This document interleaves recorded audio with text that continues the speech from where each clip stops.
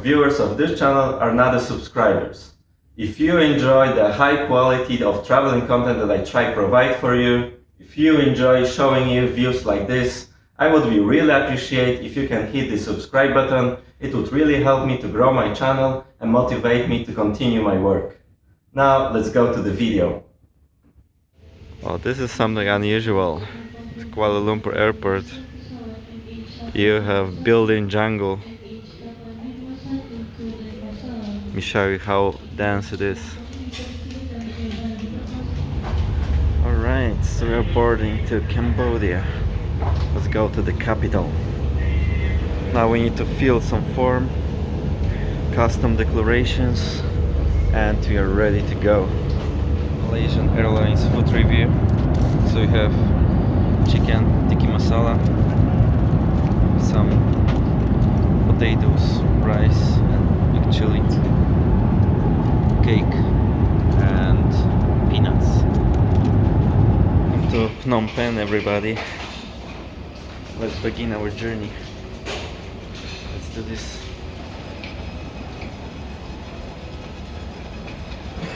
Besides the fact that we had e-visa, it turns out they like paperwork and they like to have a physical copy of it. So the guy asked me what he's supposed to do, because I show him on my screen on my phone, and he gave me the paper and told me to read all those requirements.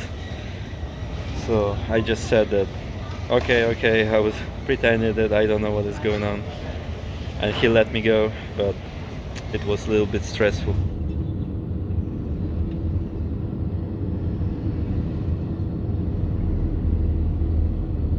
Well, folks, this is the room check, and the room seems to be smaller than I thought. Anyway, this is the first time that in hotel I encounter the problem with electricity. And when I reported it, they say, oh, sorry, and nice welcoming. M residence, nice welcoming. Another looks like a joke, but it's actually reality. I don't speak Chinese. Is this Cambodia or China already? I'm confused.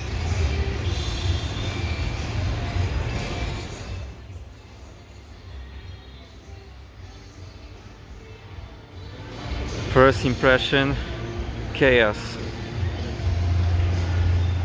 The model Starbucks cafe looks like library from the far. It's modern, like a modern art gallery.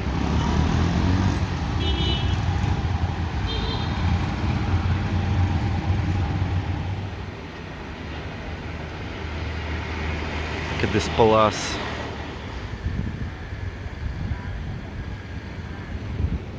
Let's begin our Cambodian journey with Thai beer. But anyway, the quality is quality. I can't resist good quality. Look at the view from the balcony.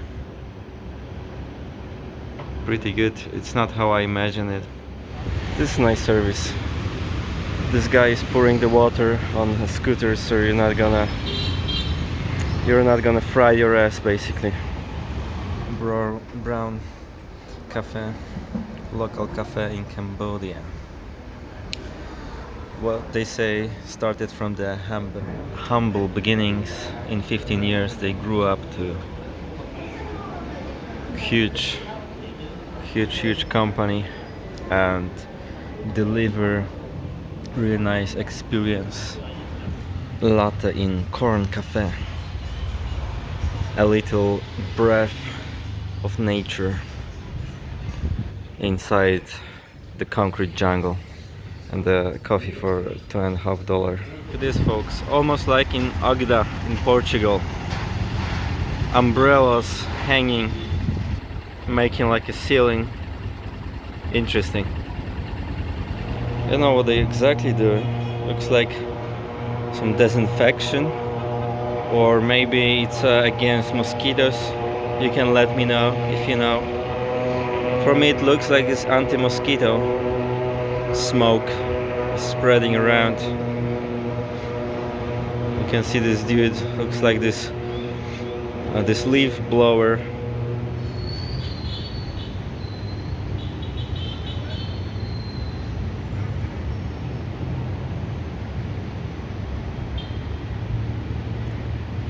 Welcome to Morgain Udon and teriyaki chicken. Looks wonderful, but price wasn't so wonderful. Anyway, that's the fancy street. So we have chicken teriyaki and crab cream udon with some caviar. Run Café once again, head office they call it. You can see how the process of extraction looks like. Dripping. So fancy laboratory, crazy scientists. And here you have the pure gold, black gold. Over in this place you can see they roasting coffee. So just in the middle of this locale. And here you have bags, coffee, roaster. Very nice business. Starbucks. Pay attention, local vendor. Fresh coconut peeled for 3,000 Cambodian reals. Good deal.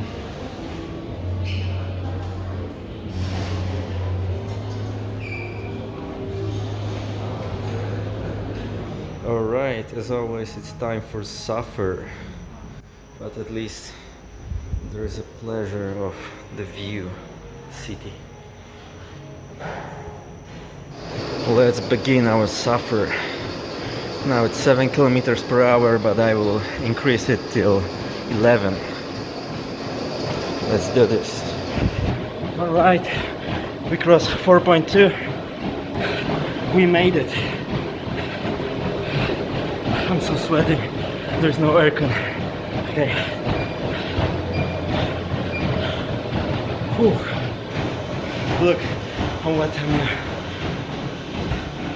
Alright, so we made 4.2, 24 minutes, 31 seconds, 341 calories burned. Good distance.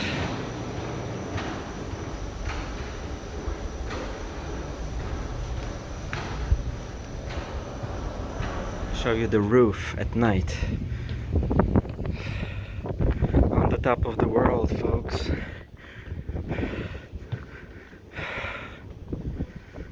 Unfortunately, there are no lights, or they're not working right now in the swimming pool, but still the view is breathtaking.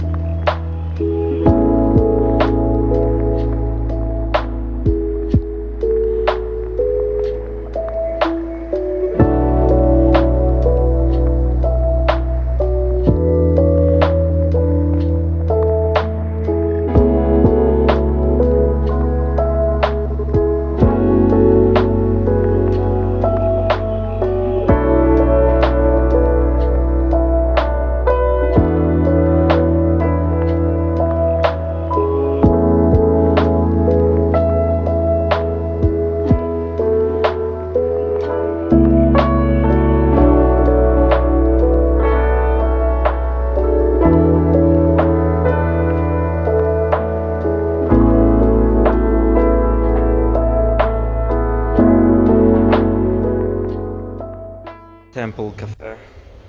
You can see the design is kind of old-fashioned. It's kind of retro design. Look at this.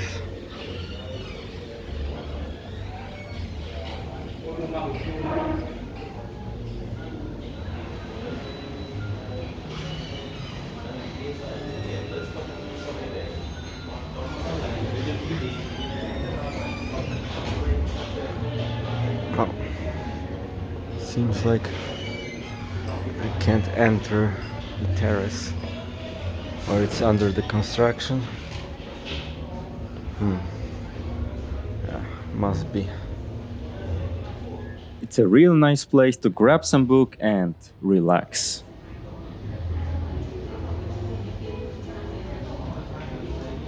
Order large cappuccino and finally I'm not disappointed. Look, it's like 3 times the size that you usually get some local cafes. So I think $4 might be worth it. The real Cambodian experience, driving a tuk-tuk. Take our Uber, which is called Grab here. Let's go.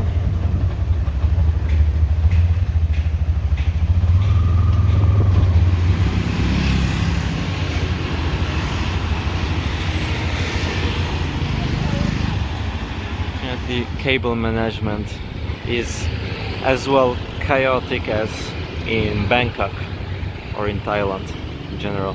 Here in local vendor stand you can buy fresh sugarcane juice.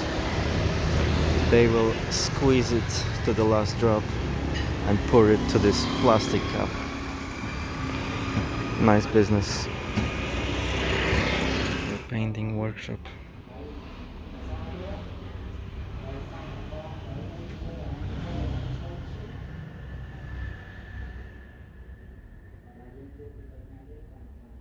I feel like those connotations are too big in this cafe.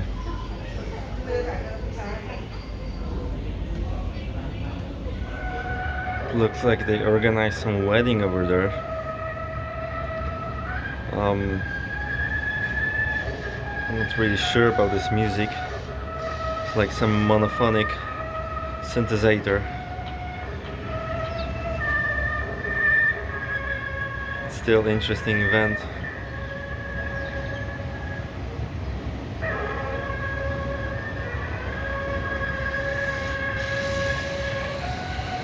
This is our view from the balcony. As you can see, the air quality is not the greatest. There is a browny smoke hanging right above the city.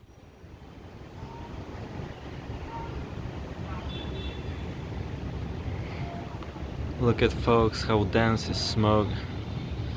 The visibility is so low that we can see so far actually. Terrible. Explore some local cuisine here. We have frogs, fried frogs. Shouldn't be that bad, I suppose. Night market. Kinds of fruits, guava, mangoes, pineapples,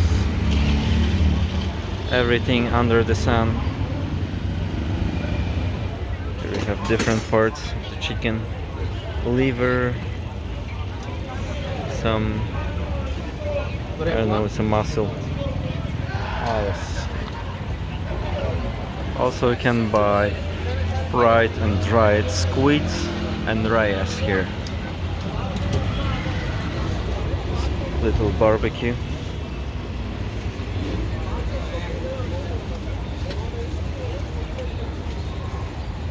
Look at this, there is Gikon occupation of Burmese cuisine. Let me get closer. Hello.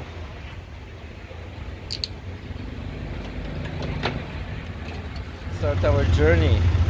Let's go around 50 minutes, 55 of driving to the nearest temples, the mountain there.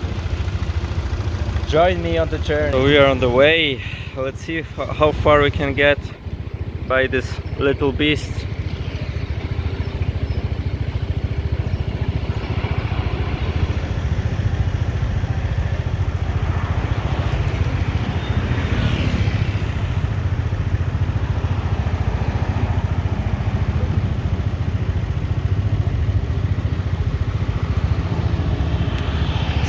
Our little wasp is still doing its job.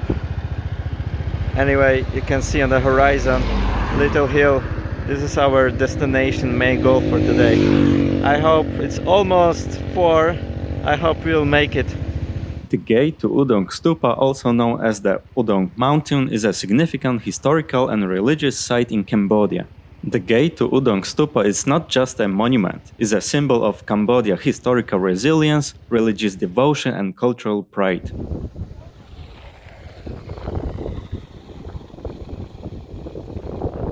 So our little beast led us to reach this place around 40 kilometers, 50, but we made it. So it's almost 4, we are on time, perfect. Let me show you. This helmet looks like from the first episode of Star Wars. Anakin Skywalker was using it. And that's our beast. Unfortunately it's limited to 70 kilometers per hour, but that was enough to get here. Yeah, we made it. I'm dehydrated, I'm tired, but we are here. Perfect, let's get on the top. As a prominent Buddhist temple, Vihear Pagoda serves as a spiritual center for the local community. Monks reside here and it hosts various religious ceremonies and festivals throughout the year. The pagoda plays an integral role in the local community, serving as a place for social gatherings, community meetings, and charitable activities.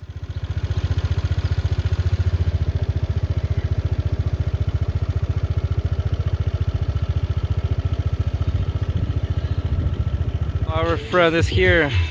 How are you doing? We reach Oudong Parking. This place was not what we expected. As a spiritual site, we expected that there will be a peaceful vibe and people behaving with respectful manners, but unfortunately was the opposite. Loud music, barbecue, and local vendors attacking to sell some stuff. A little disappointment. But let's not get discouraged. Let's get to the top. Look at this fat piece of monkey.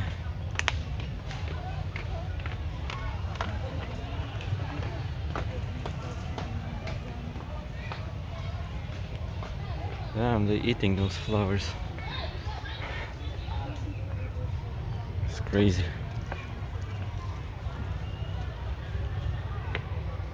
Need to be careful. I don't want any disease of those dudes. They bite me. Let's continue. The site is located on the top of the mountain ridge, providing stunning panoramic views of the surrounding countryside. The elevated location adds to the spiritual ambience of the area, attracting both pilgrims and tourists. Oudong was the royal capital of Cambodia for over 250 years, from the early 17th century until 1866, before the capital was moved to Phnom Penh. The city played a central role in Cambodian history during this period. The temple complex is home to several royal stupas containing the remains of Khmer kings and other members of the royal family. Notable stupas include those of King Ang Duong and King Norodom. So we reached the top. This is it, folks. A bit overcrowded. It is what it is. Oudong is considered a sacred pilgrimage site for many Cambodians. It holds great spiritual significance with numerous shrines and temples scattered across the site, dedicated to various Buddhist deities and historical figures. Protecting the temple. Oh, poor doggo. Let's get to the top of this.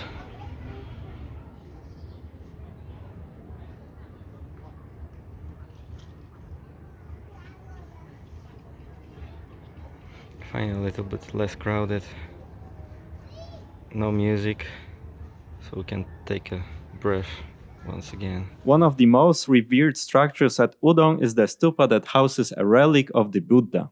This stupa was inaugurated in 2002, making it a relatively recent addition to the site but an important one for Buddhist pilgrims. Is this thief protection? You should not pass anyway. I don't see the point of those windows. On the horizon, we can see the large terrain of the Sontte Buddhist Meditation Center. We'll get to this place soon.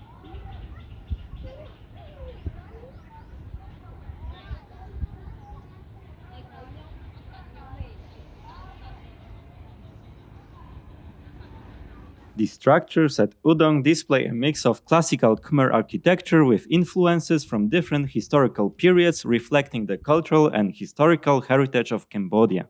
In Buddhism, which is the predominant religion in Cambodia, elephants hold a special place. The white elephant is linked to the birth of Buddha. Queen Maya, Buddha's mother, dreamt of a white elephant before giving birth to him. Elephants are seen as a symbol of wisdom, memory, and patience.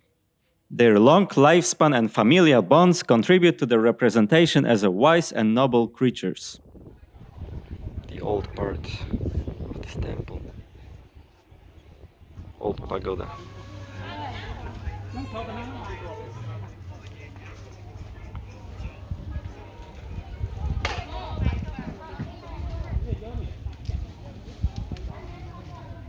Oudong is a testament to Cambodia's rich cultural and historical heritage. It represents the country's royal history, Buddhist traditions, and architectural achievements. Efforts have been made to restore and preserve the site, ensuring that it remains a significant cultural landmark for future generations.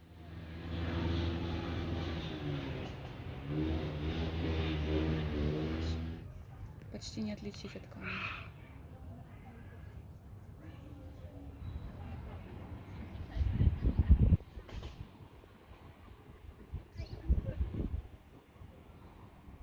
The symbol of the face on Cambodian stupas is often associated with the Avalokiteshvara or Lokeshvara, a bodhisattva of compassion. These faces are distinctive and are part of the architectural and artistic elements that adorn many Khmer temples. Many stupas and towers feature four faces looking in different directions. This design is symbolic and is believed to represent the all-seeing and all-knowing nature of the deity.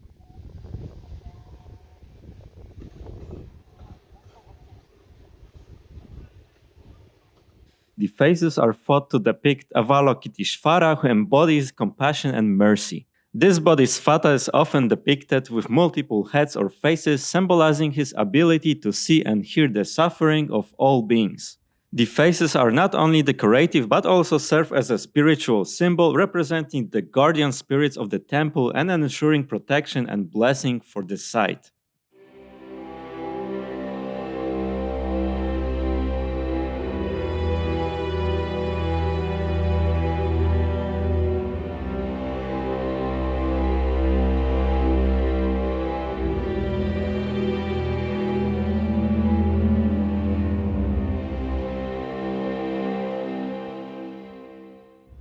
Spiky tree, you better not climb it, or it's a protection against monkeys.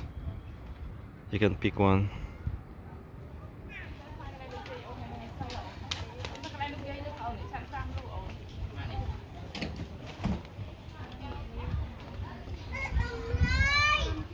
Photographic business is thriving here. You have a printer here, professional photographer, so you can get your analog picture right here.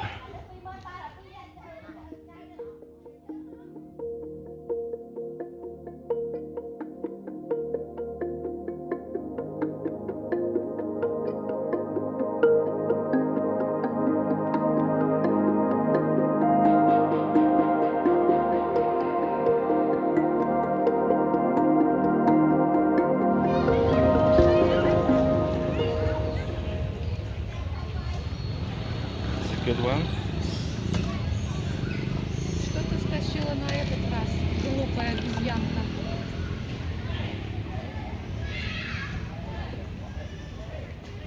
Oh, you're not gonna steal. Enjoy your meal, bro. Oh, this is really healthy one, dude, and fat.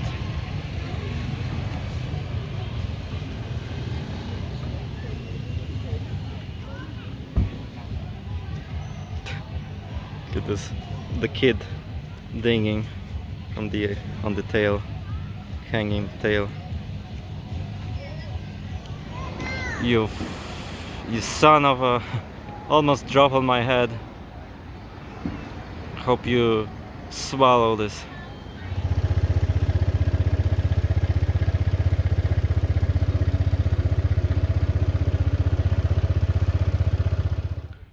the first temple that let us in on scooter.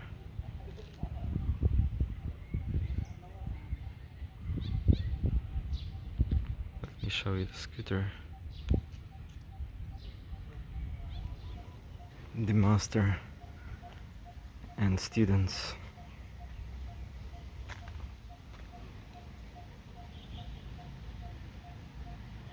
One of the shrines in the Vipasana Buddhist Meditation Center with statues of monks in Oudong, the old Khmer capital in Cambodia.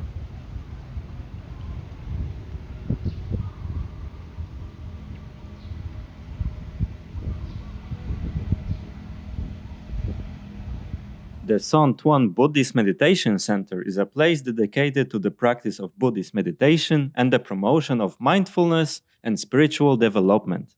Here you will have opportunity for one-on-one meetings with meditation instructors or monks for personalized advice and support.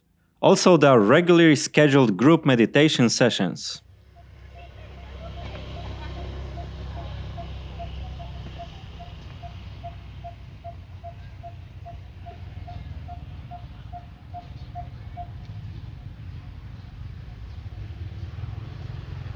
Elephant right in front of temple.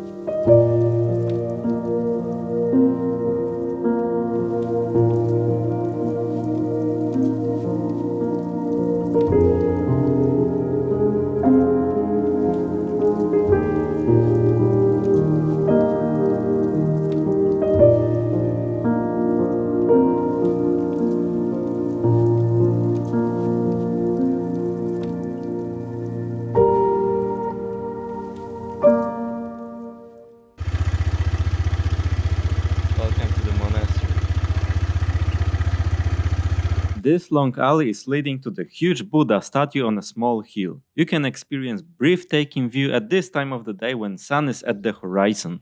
I believe that this long alley is a symbol of a journey that a person have to get through to encounter enlightenment.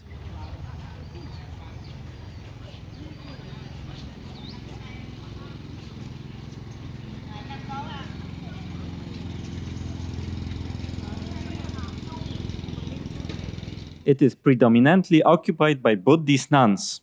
The buildings are architecturally beautiful in traditional Cambodian style and you are free to wander around. Resident monks and nuns provide spiritual leadership, conduct meditation sessions, give dharma talks and offer guidance to practitioners.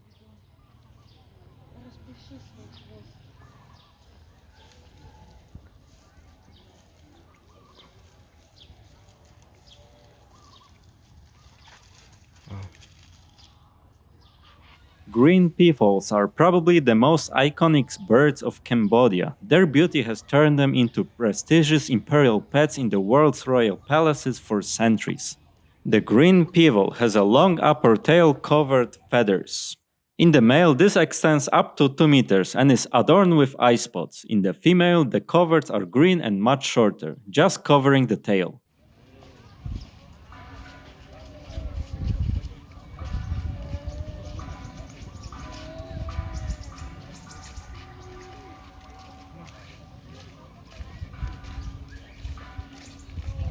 Ever thinking about epic place, this is definitely the one.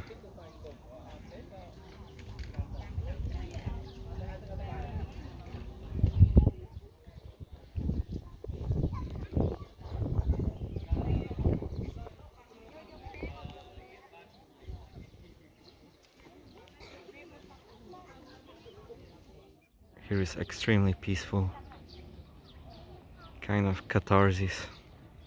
We can definitely experience it here.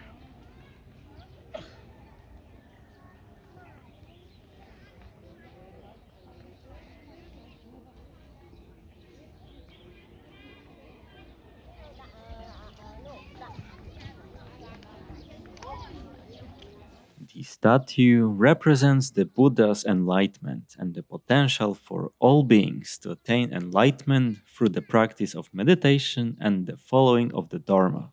The presence of a large Buddha statue serves as a source of inspiration and motivation for practitioners. It reminds them of the Buddha's teachings and their own spiritual goals.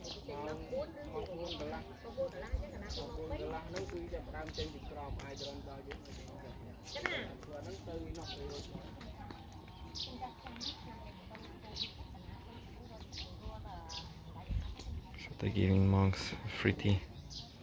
Appreciate them.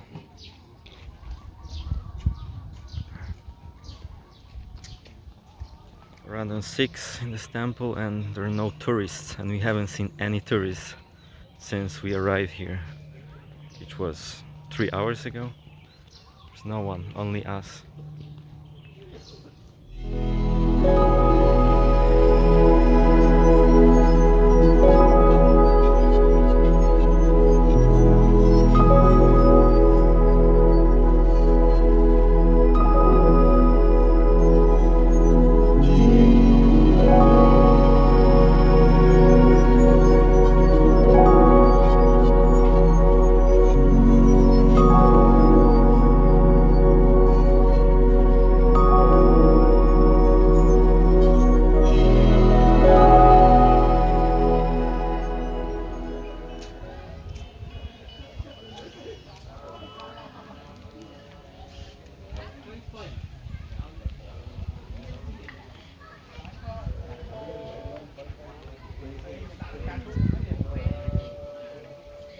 Preah Chetdey refers to a stupa or shetty in Cambodia. Stupas are significant in Buddhist culture and are typically used to house relics of the Buddha or other revered monks. They are also monuments symbolizing the Buddhist path to enlightenment. Preah Chetdeys are often sites of pilgrimage where Buddhists come to pray, meditate, and pay their respects. They are central to many religious festivals and ceremonies.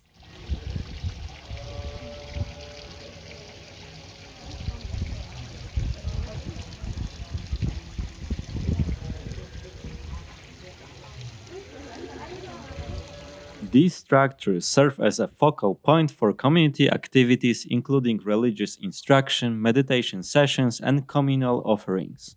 Visitors often bring offerings such as flowers, incense, and candles to place at the stupa. Practitioners might walk around the stupa in a clockwise direction as a form of meditation and reverence. Stupas serve as a place for quiet reflection, prayer, and meditation, providing a space for spiritual practice.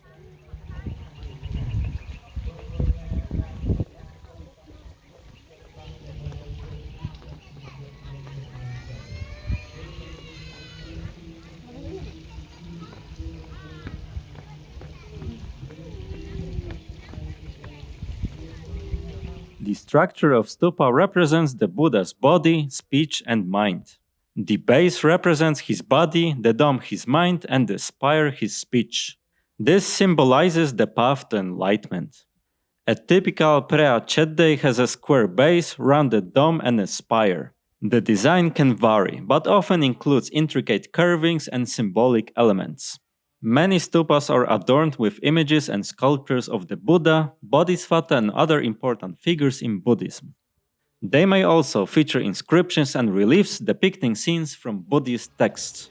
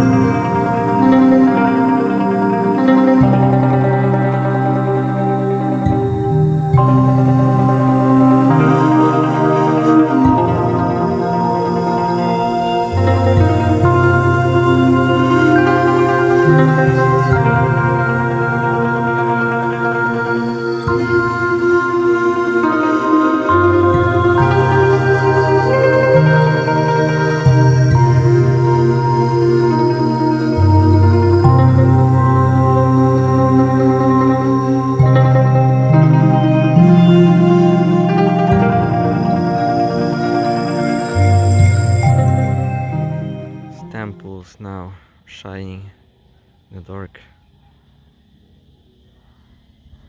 I suppose this is the accommodation of monks here. So this whole complex of temples is still under construction. Let me show you where this road takes us straight to the Buddha statue. So let's go there and see it and explore it. Also, they want to get rid of bushes by burning everything.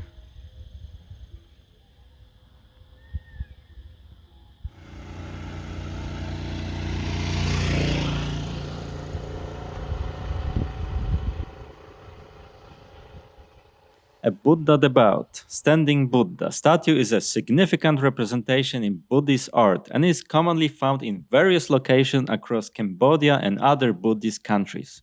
The statue typically depicts the Buddha standing, often with one hand raised in a gesture of teaching or blessing. The posture is usually graceful, with the body slightly turned, conveying a sense of movement and tranquility.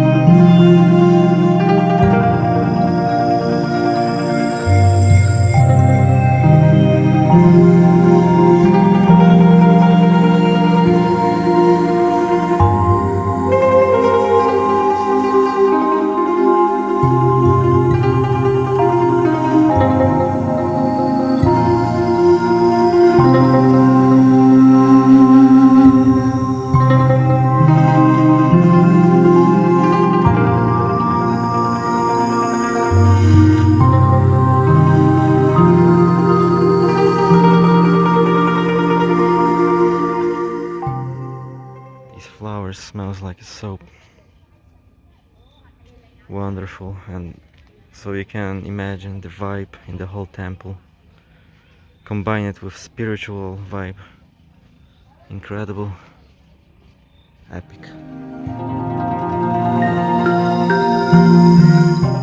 On the way to the capital, we stopped by some authorized dealer.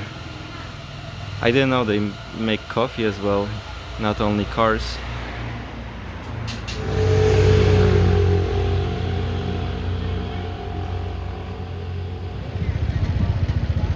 A local night market.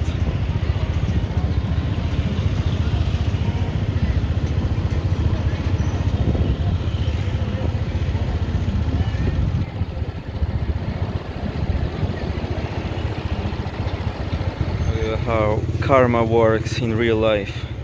This dude thinks he's a boss, but it turns out the law is law, and his wheel was locked. I hope he will get a high ticket for this brown coffee. Once again, see the collection, like the art gallery of different types of coffees, Arabica, Robusta. Some bags even have here. Drip bags. What's this? Festive roasting. From different regions.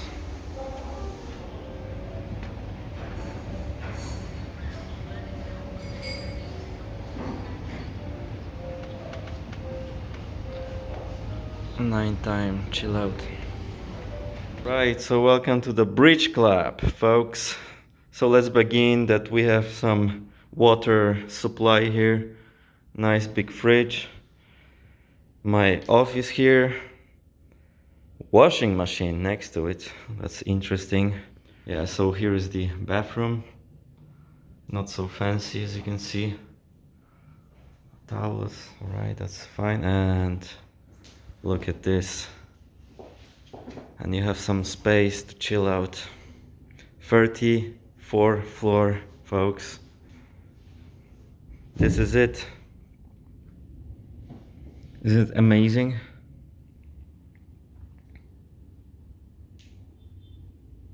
Mekong River. 39th floor. It's a gym, swimming pool, some lodge. Southern west part of the city. What you can see here is the Mekong River and practically clogged canal by seaweed and canes. These long blocks surrounded by a park is a terrain of a Russian embassy. Pretty big terrain, I must say.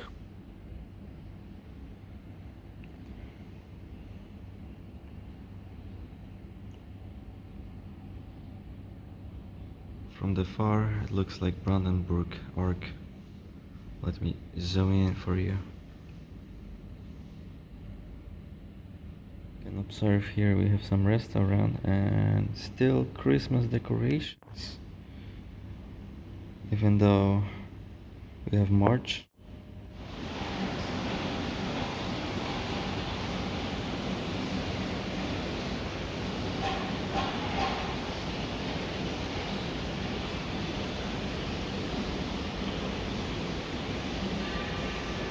So there is gym behind it, and let me show you, it's a 39th floor.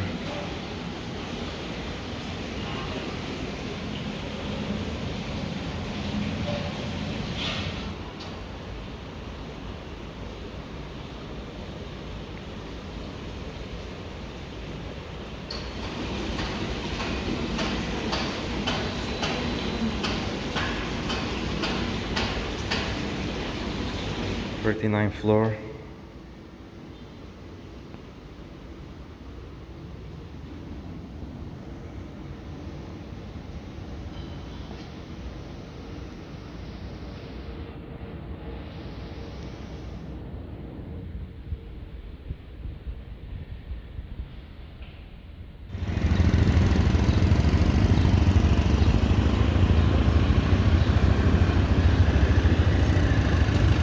The Norea Bridge is named after Norea, a mythological figure in Cambodian folklore, often depicted as a goddess associated with the river. The bridge itself is a symbol of connection and progress in Phnom Penh. The bridge has significantly improved connectivity for local residents, enhancing access to essential services, markets, and other parts of the city. It facilitates smoother traffic flow and reduces travel time, benefiting both daily commuters and visitors.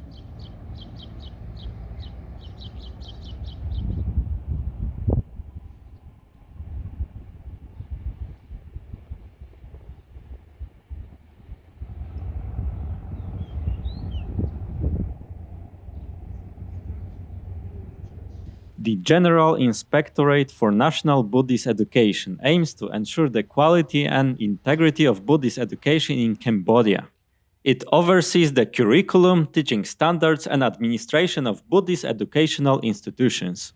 The Inspectorate monitors and evaluates Buddhist schools, monasteries, and educational programs to ensure they meet national standards. It is responsible for accrediting institutions and ensuring compliance with educational regulations. Tuk-tuk obus. Upgraded tuk-tuk. Let's check out this monastery.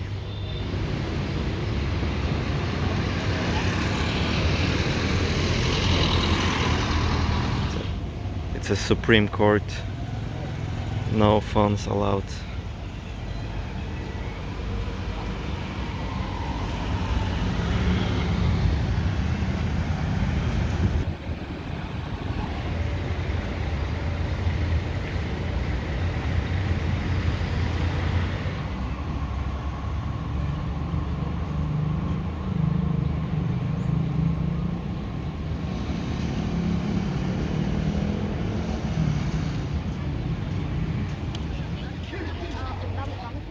So we tried to get in, but because of inappropriate dress code we are not able to enter. The best is to wear jeans and basically have fully covered body.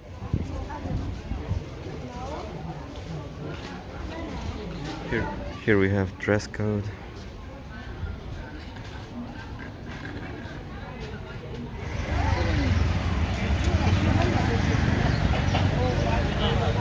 1997 was a pivotal year in Cambodian history, marked by violent political conflict and a shift towards an authoritarian regime under Hun Sen. The legacy of these events continues to influence Cambodia's political, social, and economic landscape.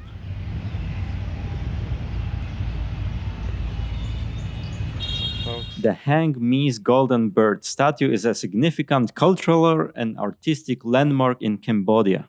Hang Me's translate to golden bird in Khmer, and the statue represents a mythological or symbolic bird, often embodying various cultural, historical, and spiritual meanings. The evil hidden in the details.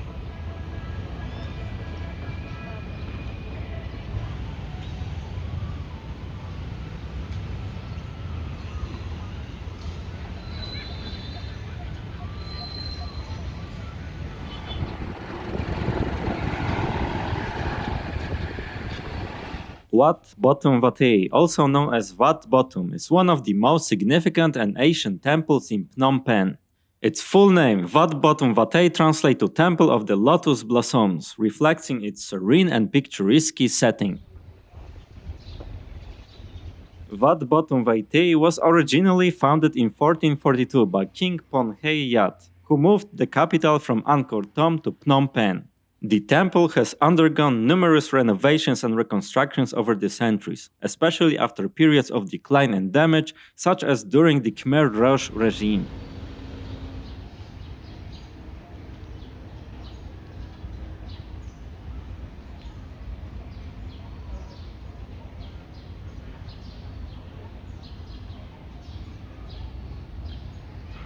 We have some jackfruit over here on the temple area. And the little dude. Hello. The temple complex features traditional Khmer architectural elements, with prominent central pagoda surrounded by smaller stupas and shrines. The pagoda's design includes intricate carvings and ornate decorations that depict Buddhist teachings and mythological stories.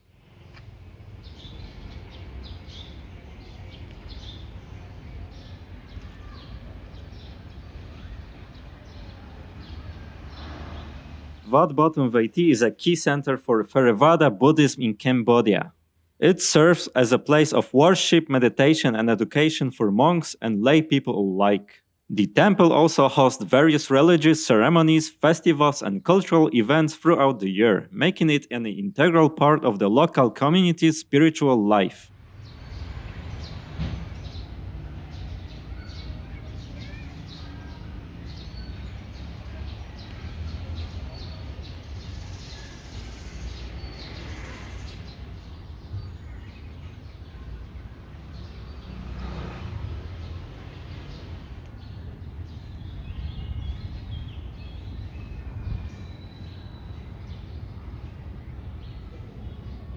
Today, Wat Botumvatey continues to be an active and vibrant religious site. It is not only a place for religious practice, but also a tourist attraction, drawing visitors who are interested in Cambodian culture, history, and architecture.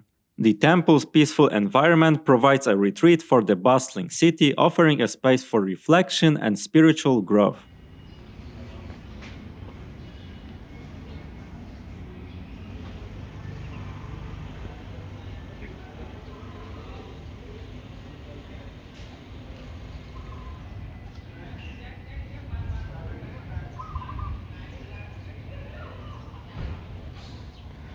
Fresh pagoda under construction.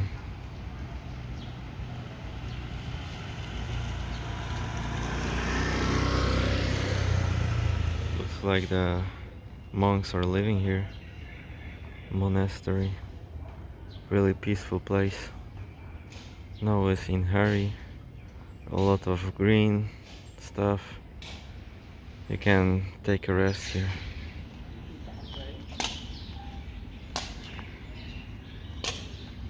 Nice.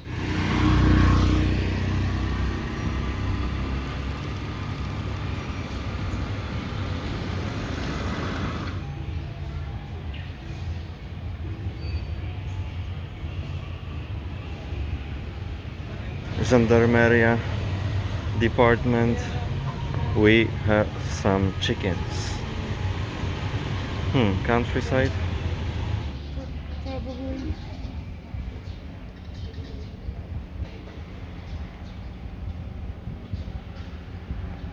Backyard cafe, and they are so fit that they didn't even ask about sugar. So either tea or coffee, everything is sugar free. Wonderful place.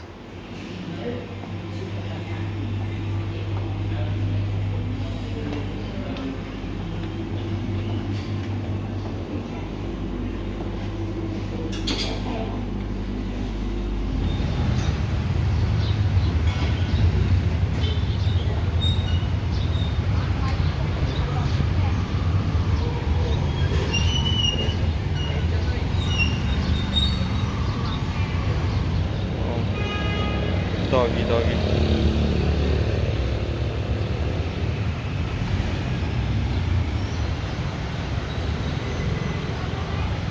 Local kebab.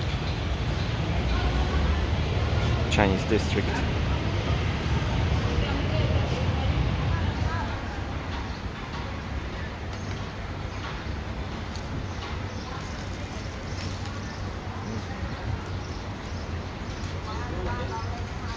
$1 coconut from the street. Wonderful purchase.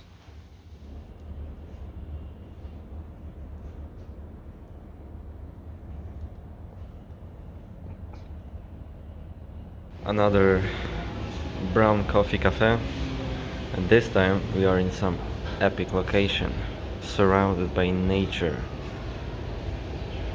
All those branches of the trees surrounded this place, and there you have like a glass cage inside. Welcome to the Miami.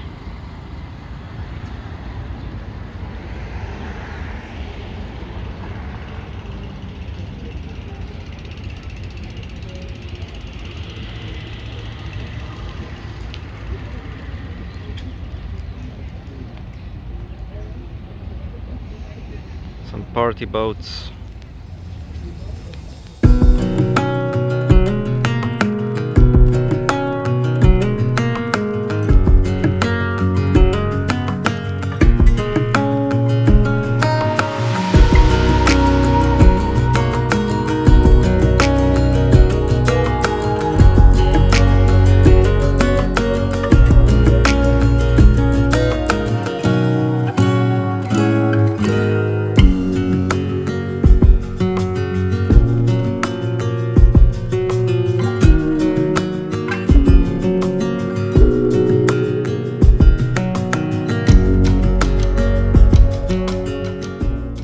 The ferry point. As you can see, the cars are going out, and there's another line try to enter the ferry, so they're going all day long, non-stop. I'm wondering how much they saved of not building a bridge, but the environmental impact, it's high.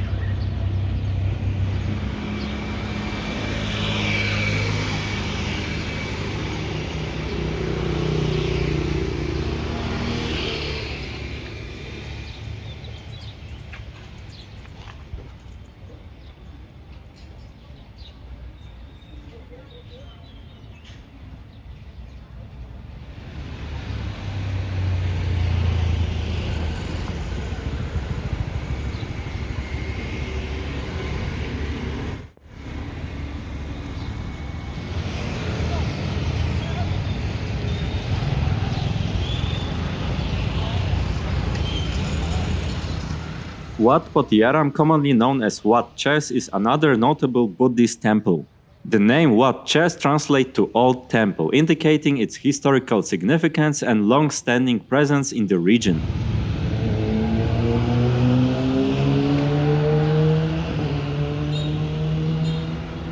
Wat Chas exhibits traditional Khmer temple architecture characterized by its ornate carvings, vibrant colors, and elegant stupas. The central pagoda is the focal point of the temple complex, often surrounded by smaller structures used for various religious purposes. The temple grounds are typically adorned with statues and reliefs depicting scenes from Buddhist mythology and teachings.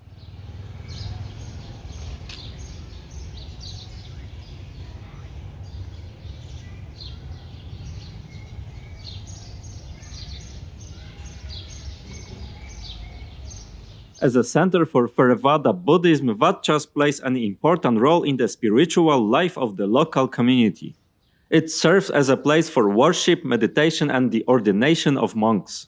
The temple also hosts religious ceremonies and festivals, such as Vesak Buddhist Birthday and Pham Ben, a Cambodian festival honoring ancestors, which draw large gatherings of devotees.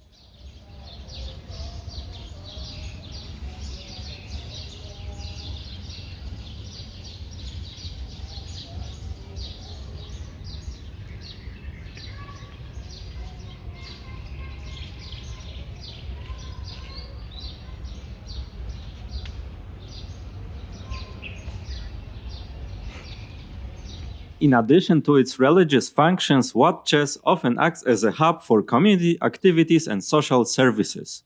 It might provide educational programs, charity work, and support for the less fortunate, reflecting the temple's role in promoting both spiritual and social well-being. Show you folks how terrible traffic is in the capital of Cambodia. Even though there's a separate line for scooters, everything is stuck basically. And it's surprisingly moving very, very slow. It's terrible.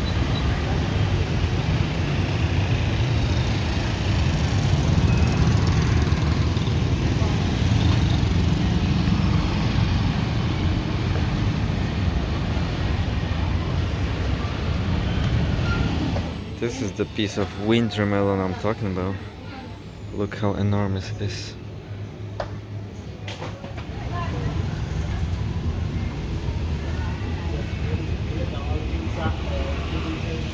Local canteen next to the Grand Palace. Let's check how fried noodles is gonna be. So we received our fried noodles. Looks like some seafood. See some part of shrimp. So we need this spicy sauce to it, and you can pick some other spices. That's basically it. That's how it looks like.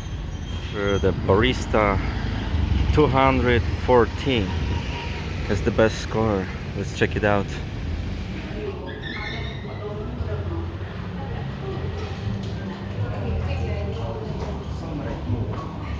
Barista Café once again.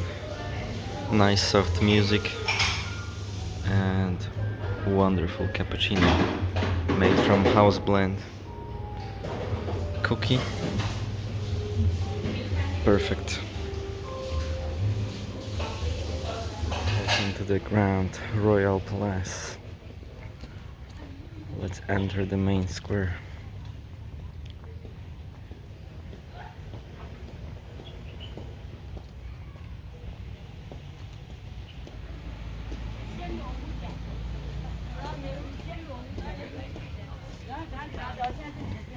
Here we are. The Royal Palace in Phnom Penh is a stunning architectural masterpiece and a symbol of Cambodian rich history and cultural heritage. The Royal Palace was constructed in 1866 under King Norodom, though parts of it have been rebuilt over the years.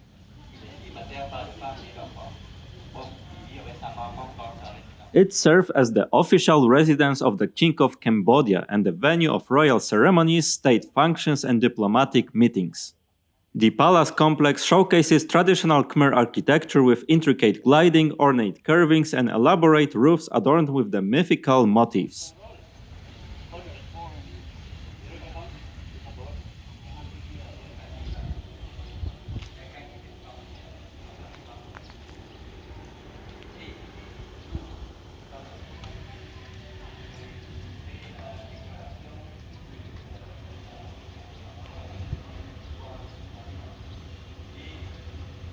The Royal Palace is a testament to Cambodian skilled artisans.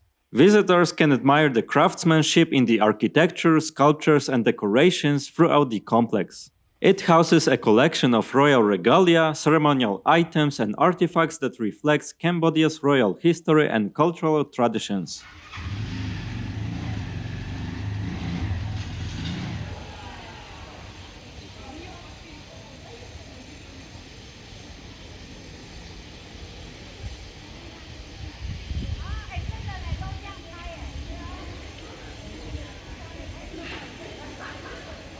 Surrounding the palace are beautifully landscaped gardens with manicured lawns, tropical plants, and serene ponds, providing a tranquil setting amidst the bustling city.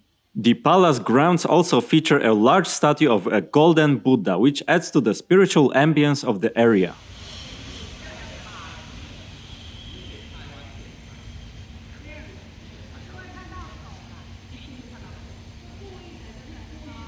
The royal palace symbolizes Cambodian sovereignty and cultural identity, making it a source of national pride for Cambodians. Efforts to preserve and maintain the palace ensure that the future generations can continue to appreciate its historical and architectural significance. The royal palace stands as a testament to Cambodia's enduring monarchy and cultural heritage, drawing visitors from around the world to marvel of its beauty and historical significance.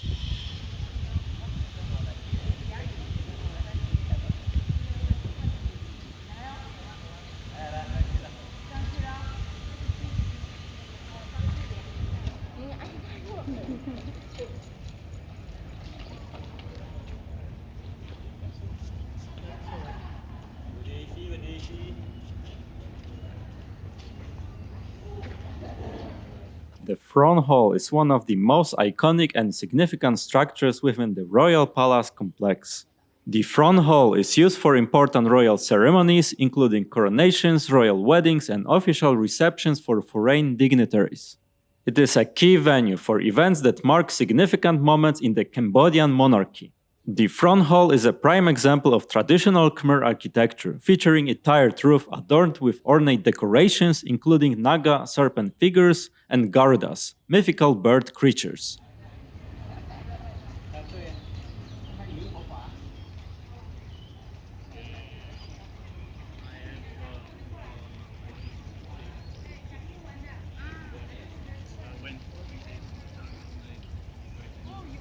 The Moonlight Pavilion is renowned for hosting traditional Khmer dance performances, which are a vital part of Cambodia's cultural heritage. These performances often take place during important state occasions and festivals. This building is used for various royal ceremonies and events, including state banquets and diplomatic receptions. The open design allows guests to enjoy the surrounding views while participating in formal gatherings.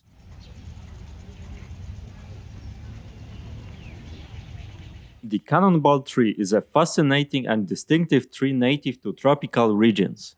Various parts of the tree, including the bark and leaves, have been used in traditional medicine for their supposed therapeutic properties. They are believed to have antimicrobial and anti-inflammatory effects.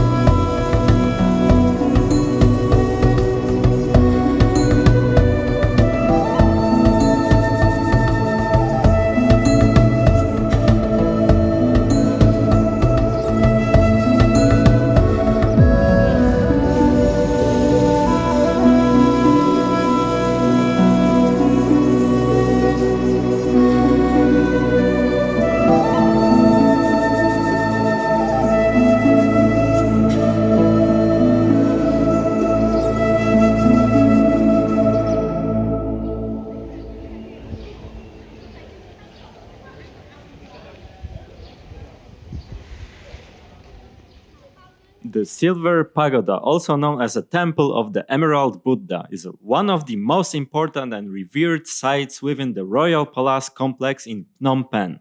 The Silver Pagoda gets its name from its floor, which is inlaid with over 5,000 silver tiles. Each tile weighs around 1.125 kilograms, which is 2.5 pounds, giving the pagoda a unique and precious flooring that adds to its significance. The pagoda was originally built in 1892 by King Norodom. It has been renovated and restored several times, most notably by King Sihanouk in the 1960s.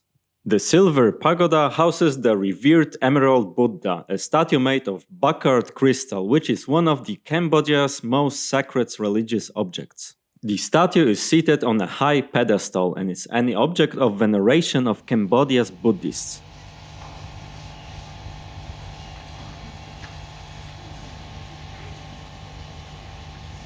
The stupa of King Suramarit serves as a final resting place for both King Suramarit and Queen Kosamak. It is a place of reverence and remembrance of the Cambodian royal family and the nation. The stupa is part of the broader cultural and spiritual landscape of the royal palace, contributing to the preservation of Cambodia's royal traditions and Buddhist practices.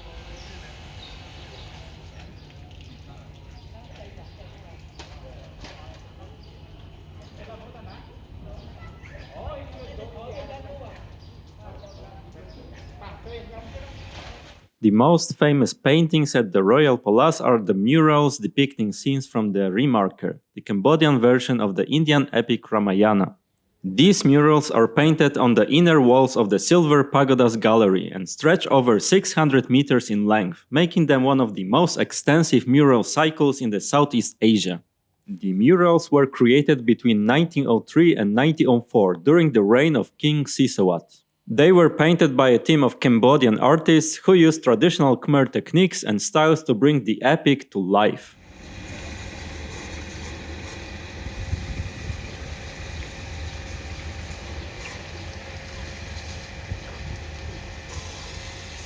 Another notable artifact within the pagoda is the life-size Maitreya Buddha, crafted from 90 kilograms, which is 198 pounds of solid gold and encrusted with 9,584 diamonds. The largest diamond on the statue weighs 25 carats. The pagoda also contains numerous other Buddha statues made from gold, silver, bronze, and jade, as well as a collection of religious manuscripts and artifacts.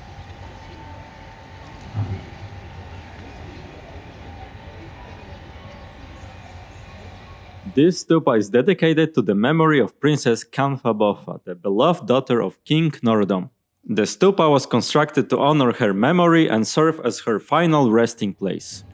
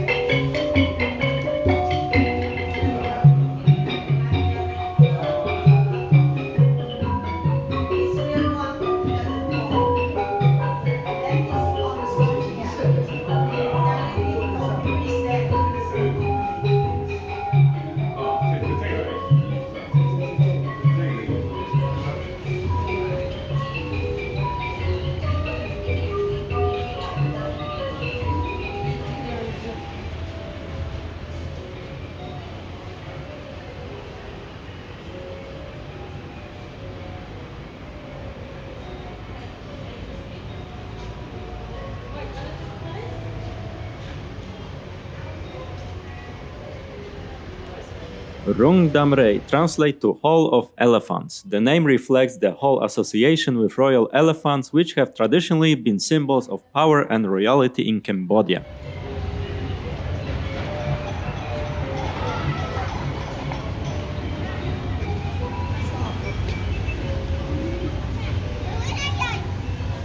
Years old, he became a king first time before the Khmer rule in 1941. And this king, he abdicated when he got Independence Day already from France. He abdicated.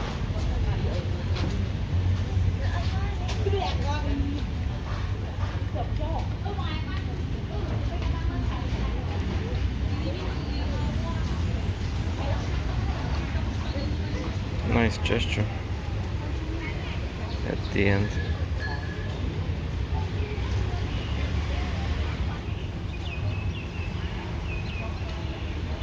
I'm sorry, YouTubers, you can't get nice shot from the drones over here.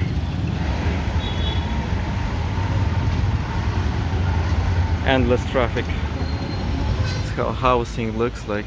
A little bit Western style. Have those curtains. In the center, near Grand Place. Here is actually a restaurant. They're selling ice cream. Let's check it out.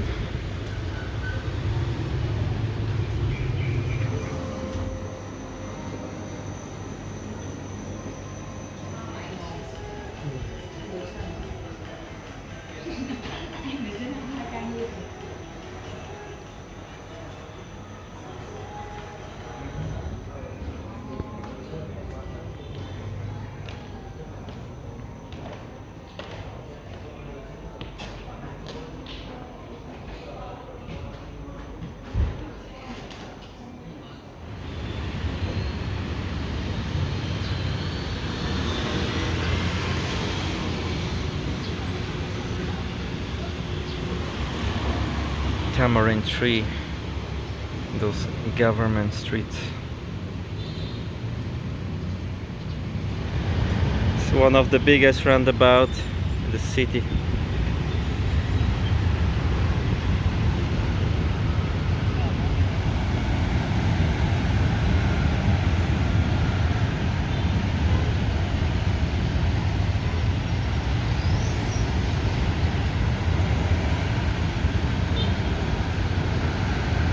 To get Jordan Peterson book in Khmer language, but huge respect, they translated it, and $7, not bad. Let me show you why the Bridge Club is called the Bridge Club. Let's do this, folks. Welcome to the Bridge Club. Oh, I need to show my access card. Let's try. Worked. It worked. Welcome to the Bridge Club. Seems empty.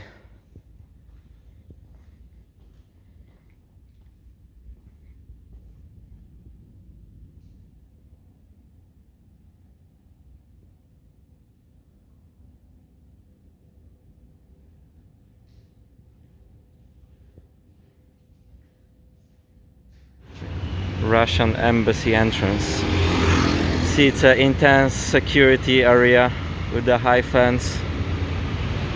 The name Svay Pope likely originates from local folklore or geographical features. The word Svay in Khmer means mango, which might indicate the presence of mango trees in the area when the pagoda was first established. Pope might refer to a specific characteristic of the location or have a symbolic meaning.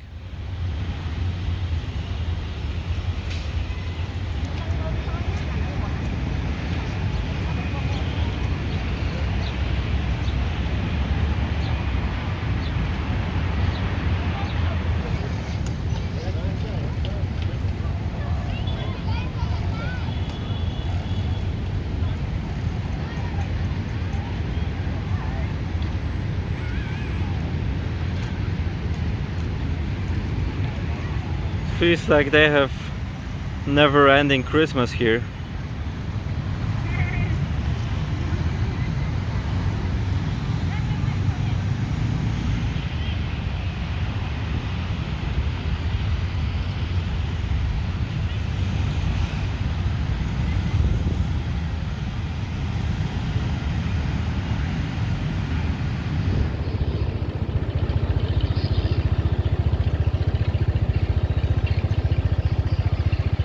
Unfortunately, it's still under construction, but it will be gigantic. As you can see, gigantic temple. So, see you in few years.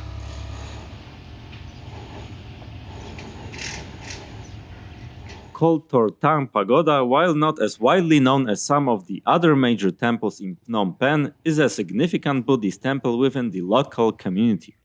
Like many Cambodian pagodas, it serves as a spiritual center, a place of worship, and a cultural hub for the surrounding area.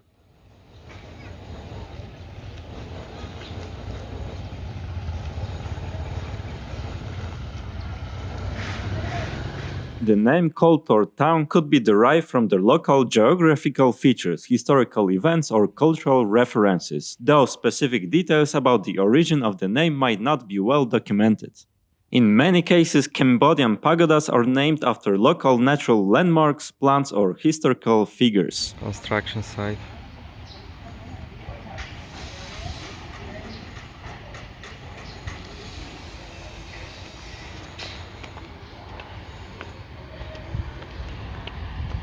Let's enter the temple.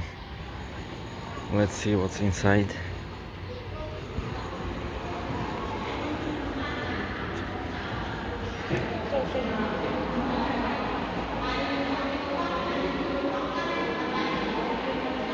Well, basically not much.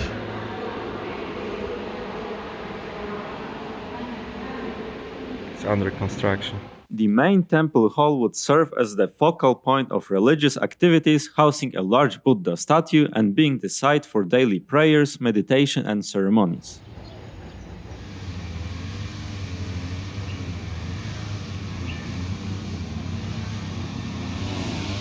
We will maintain the garden labyrinth.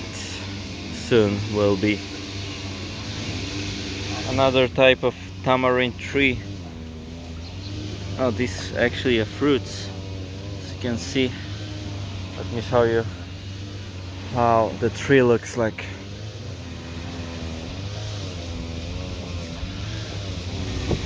It's a really peaceful place, this temple area.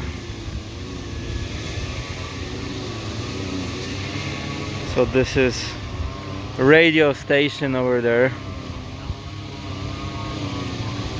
We have some shy mimosas here. Let me show you. Oh, you see? So shy. Once again. Oh, I'm so bad.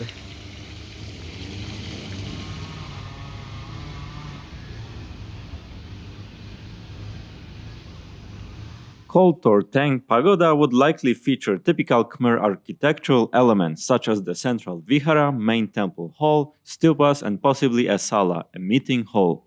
The design would include intricate carvings, murals, and statues depicting Buddhist symbols and stories.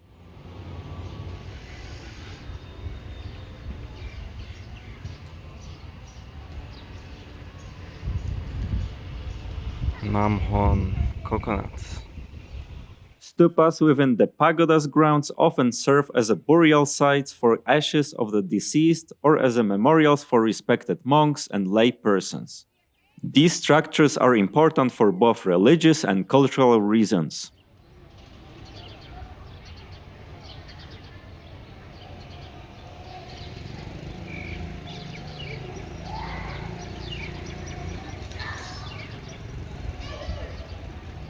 Show you how monks set up red carpet, or not so red, but carpet.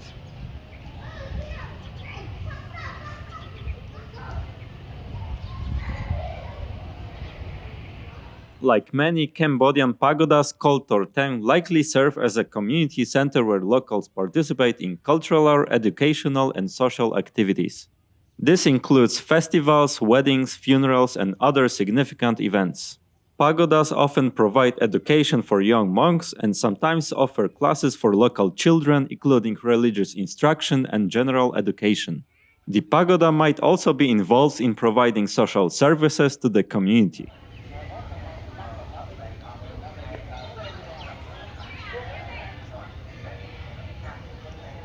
some ecological organizations over here. The Earth Hour. Did you participate last year? Highly encourage.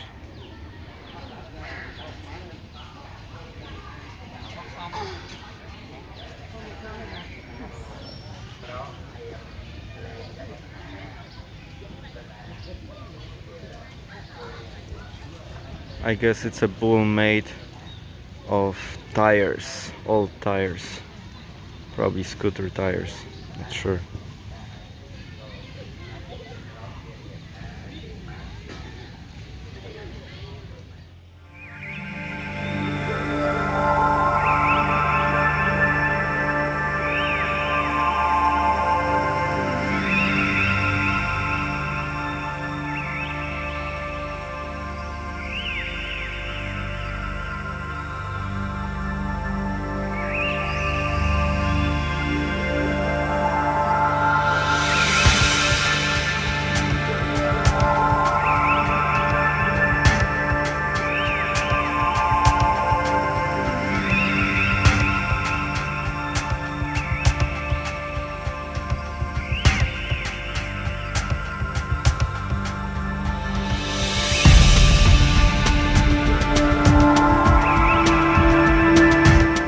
See, those branches are all over. It used to be a tree. Hello.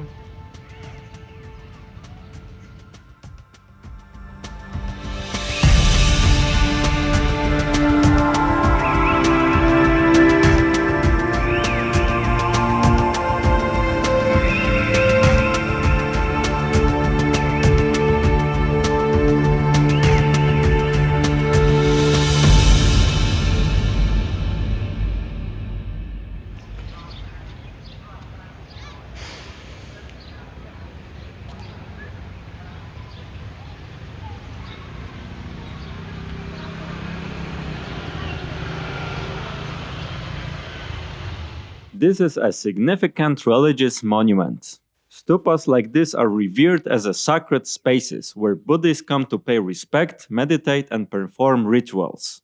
The stupa itself represents a connection between the earthly realm and the divine, symbolizing the path to enlightenment.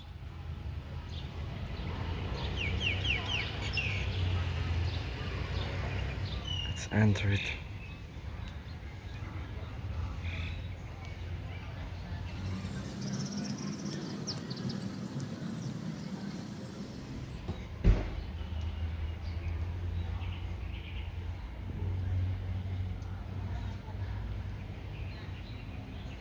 For those visiting the temple, this would be a place of pilgrim offering a peaceful environment for reflection and spiritual practice. Visitors would gain insight into the local Buddhist practices, the role of the temple in daily life, the significance of stupas in Cambodian religious architecture. Space for dogs. Sleeping lovely. Or not sleeping.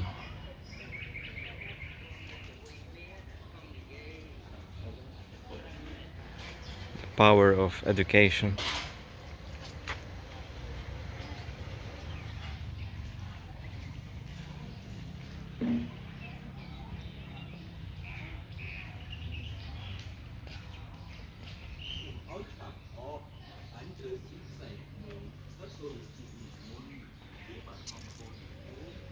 The monks' accommodation.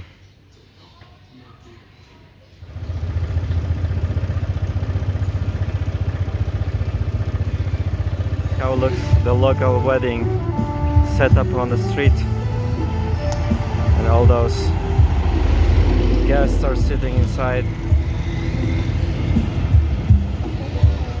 Wat Rasay's rock serves as a center for Buddhist worship and rituals. The temple hosts daily prayers, meditation sessions, and important religious ceremonies, such as Phnom Penh Ancestors' Day and Vesak Bokya, Buddhist birthday. The name of the temple translates to Temple of the Village Banyan Tree.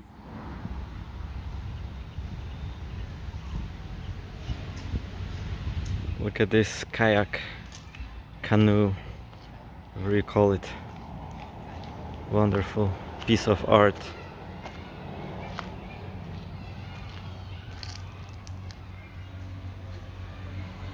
The presence of a bayanan or bamboo tree is a symbolic in Cambodian culture, representing longevity, strength, and spiritual significance. Such trees are often considered sacred and are associated with the Buddhist enlightenment.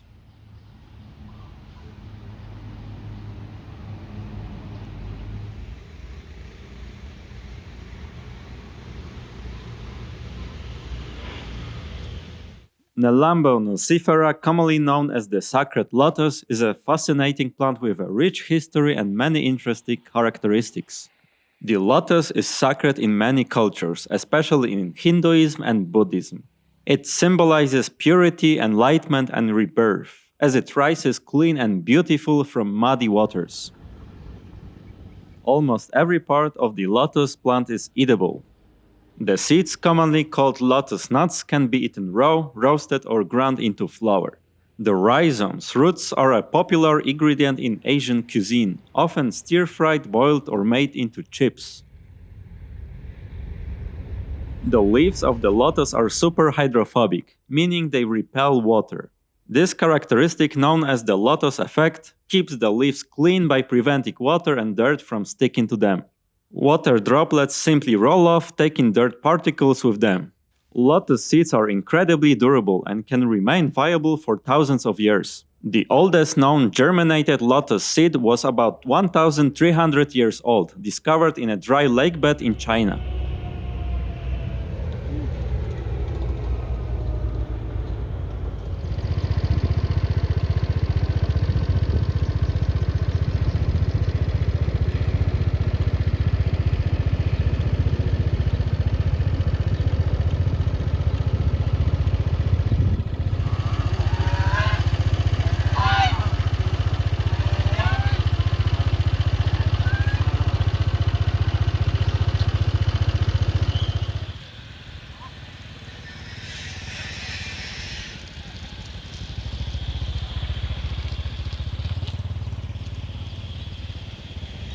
Angkor Chey Pagoda is a charming and historically rich temple. While it might not be as famous as some of the larger temples in the country, it has its own unique appeal.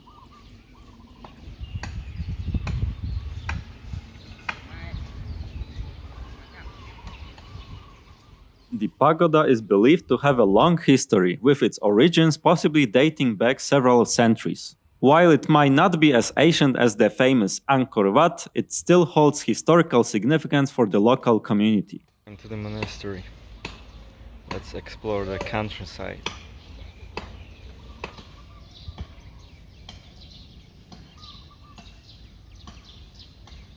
The architecture of Angkor Chey Pagoda features traditional Khmer design elements, including intricately carved reliefs and statues. The pagoda is a fine example of Cambodian craftsmanship, showcasing the artistic skills passed down through generations.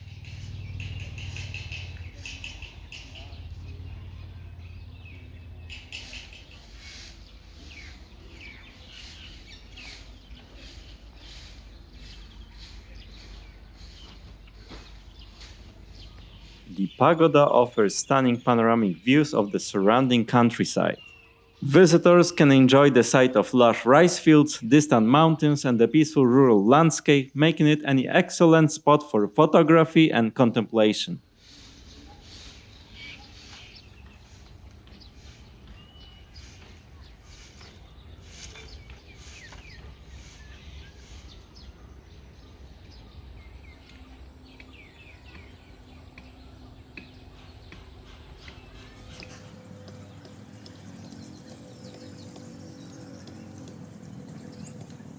We have some jackfruit once again, and the temple surroundings.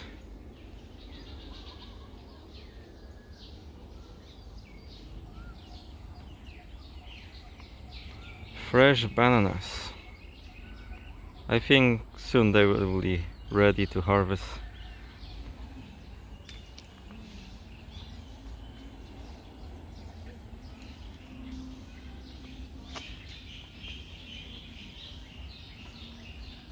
Looks like there's a nest of wasps. We should get out from here.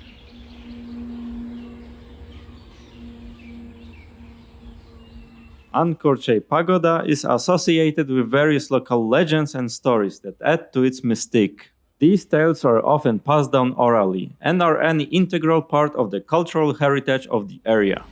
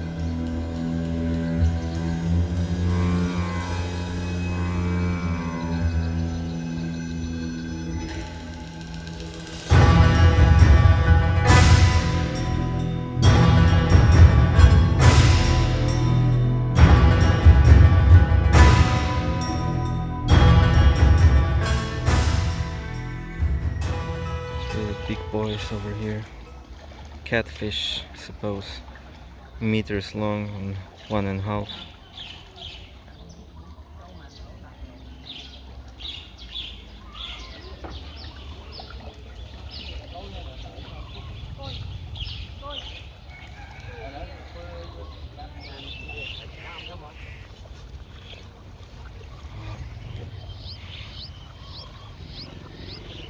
The pagoda is more than just a religious site, it serves as a community hub where locals gather for social and educational activities.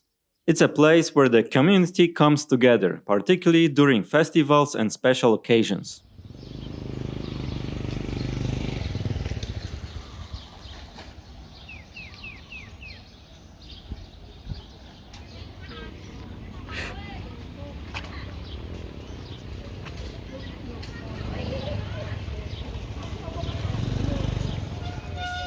This lake is also full of fish and catfish, carp.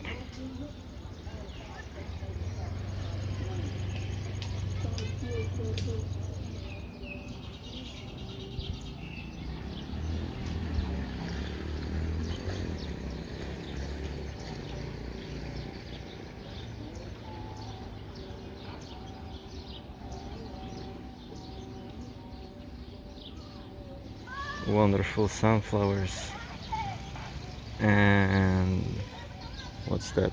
Roses?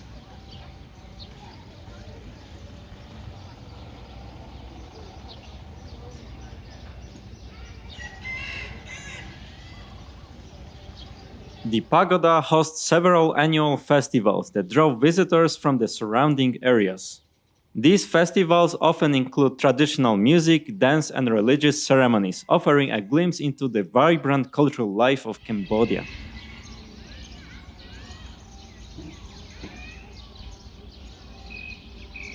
Making a smoke dome or get rid of mosquitoes, I don't know.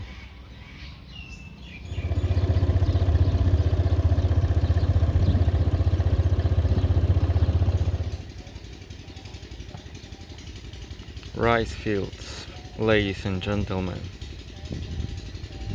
Another temple on the horizon. Countryside, basically. Oh, we'll be full of dust soon. Here we are in the Cambodian Buddhist Center. Let's see what it has to offer. Here, as you can see, they're using diesel engines to pump the water from the rice field or from this little river to the rice field. The road of Nirvana, following the Buddha teachings. Looks amazing.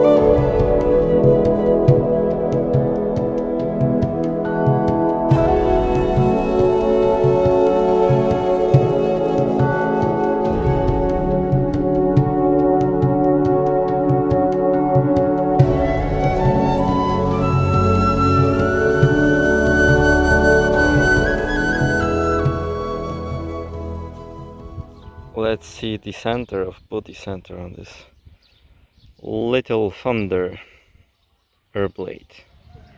The Garden of Enlightenment is a significant and sacred site often associated with Buddhist meditation and spiritual practice. A Garden of Enlightenment is typically a serene and tranquil space designed for meditation and reflection.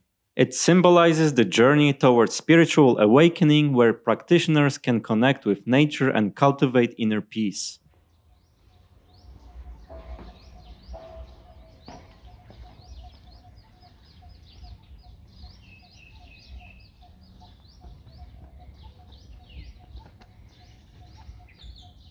These gardens are often designed with elements that reflect Buddhist principles such as harmony, balance, and simplicity.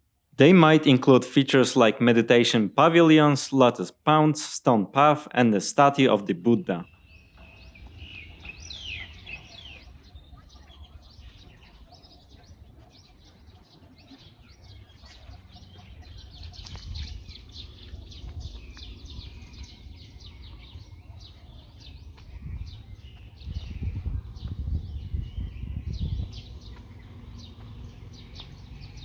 Nature plays a crucial role in the design of these gardens.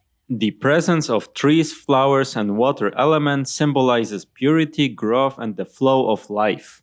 The lotus flower in particular is a common symbol of enlightenment and purity, often featured prominently.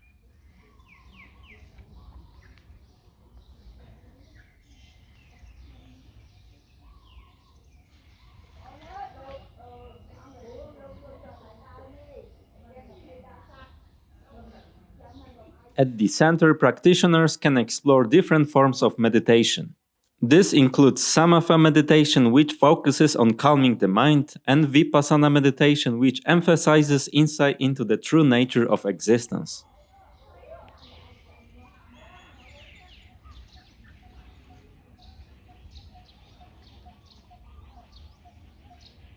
Many Buddhist centers offer structured meditation programs and retreats.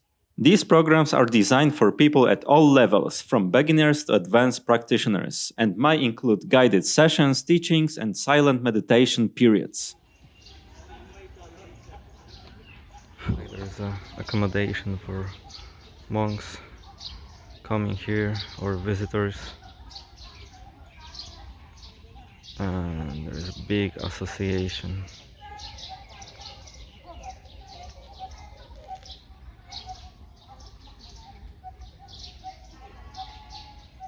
Pomelo growing in the middle of Buddhist Center. Lovely place. Oh, are there actually the low budget backpackers here living in the tents? Is it real? Or is it just some kind of lifestyle here? Interesting. Full of mangoes. Unfortunately, that's a sour type that they're locals eating with some salt mixed with some kind of anchoa, but I prefer different type. Still okay, recommended to try.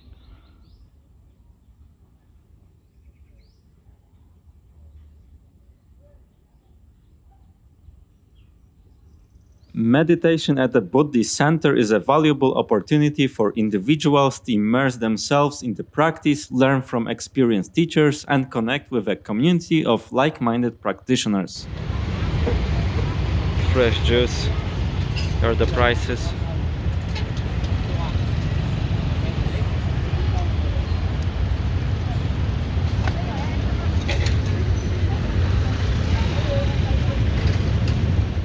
Best regards, folks.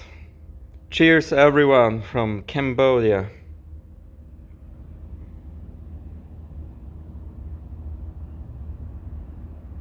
Welcome, ladies and gentlemen, to the peak, probably the highest building in town. So we are currently on 42th floor, and this is our traditional room check.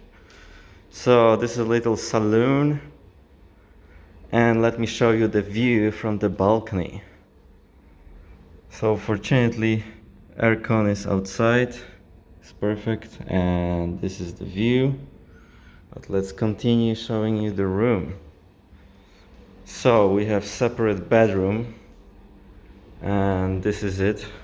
Looks nice, comfy. This is bathroom, and it's separated finally.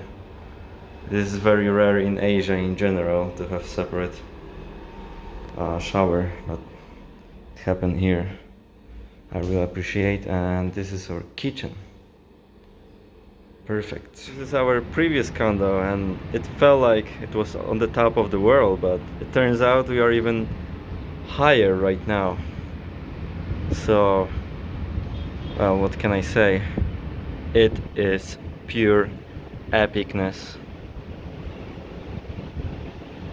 So in the big condo, we have 3 air conditioners in almost every room. And by the way, there is nice architectural design. So you can see it's double entrance to bathroom from this side, and you can leave from this side, and then you can enter again and go in the loop. Welcome to the local canteen.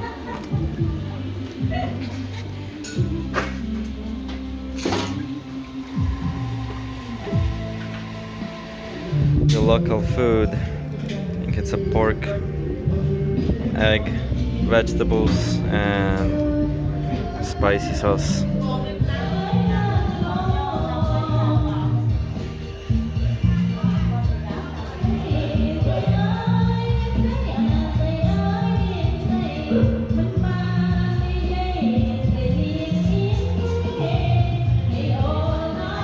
Welcome to Mr. Cola.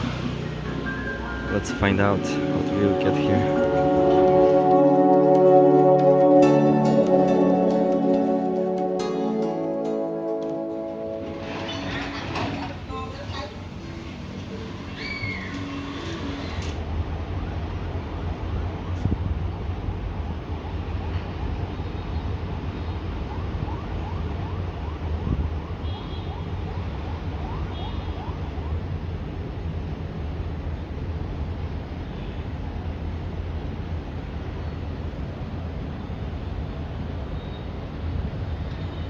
Welcome to the main museum of the genocide in Cambodia.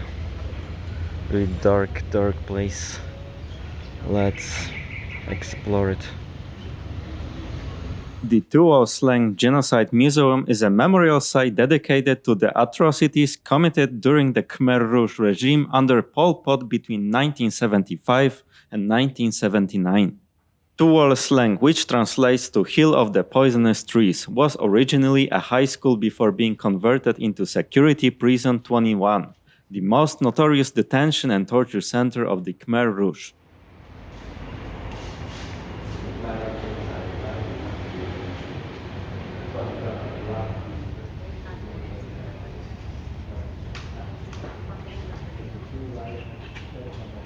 The Khmer Rouge, led by Pol Pot, took control of Cambodia in 1975, aiming to transform the country into a classless agrarian society. This radical attempt resulted in the widespread famine, forced labor, and mass executions.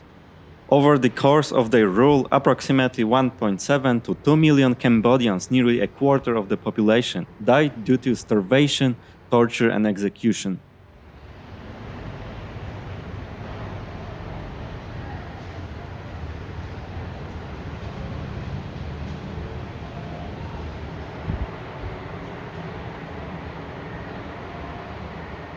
At Tuol Sleng, thousands of prisoners, including men, women, and children, were detained, tortured, and forced to confess to crimes they didn't commit.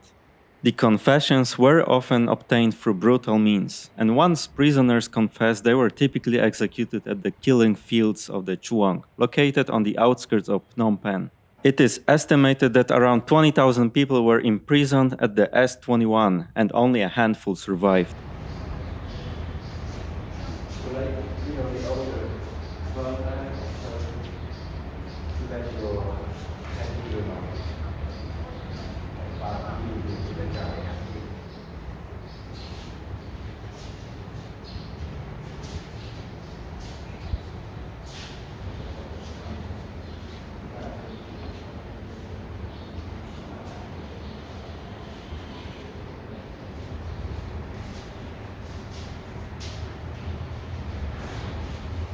The museum plays a crucial role in the ongoing efforts for justice and reconciliation in Cambodia. The Tuol Sleng Genocide Museum aims to educate visitors about the horrors of the Khmer Rouge era, ensuring that the world does not forget the atrocities committed. It also serves as a place of remembrance and reflection for the victims. Visiting Tuol Sleng is a sobering experience that provides deep insight into the horrors of the Khmer Rouge regime and the enduring impact of genocides on a nation's collective memory. So the swimming pool, as you can see from this perspective, is where is located this bridge between buildings. And there is also located the gym. So I will show you later how it looks inside. Now let's enjoy cocky ice cream. Cocky ice cream. Welcome to the night market. So far you can buy any clothes you want. Different brands, quote unquote brands. So let's explore it.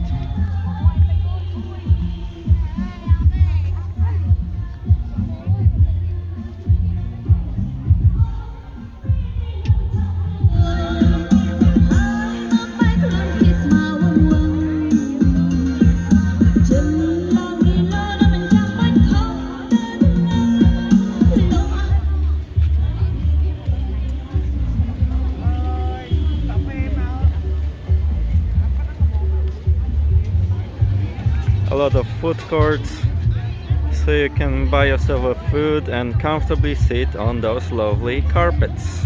Here you have sugar cane. They squeeze it professionally to the juice. Some mango probably.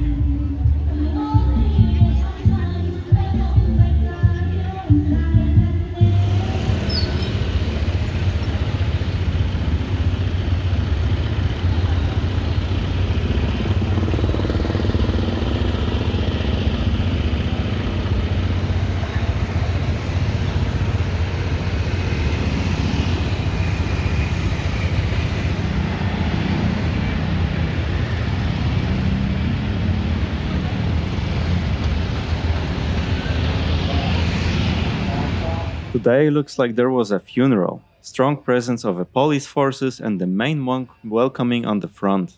Even though we were sure that visiting is not possible, after a short conversation with this monk on the front, he let us in and dressed us properly.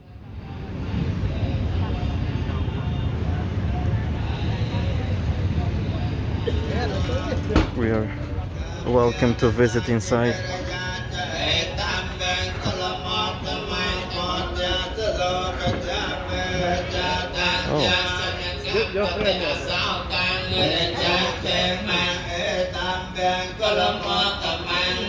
Looks nice this morning. Let's see the top.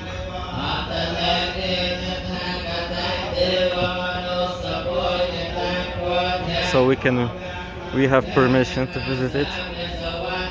It's really nice. Let's check it out. Wow. This is really nice.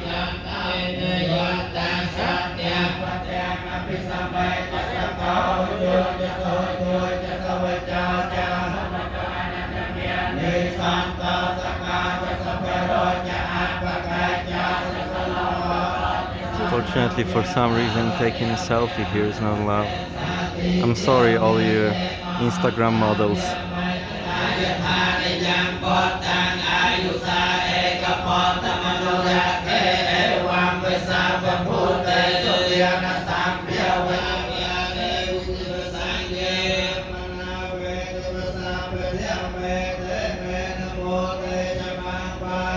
Welcome to the top, to the peak actually. So now we are crossing the bridge that I showed you before. That's how it looks like at night, and I can tell you it's quite windy here, but the view is breathtaking. Let's reach to the edge. It's crazy.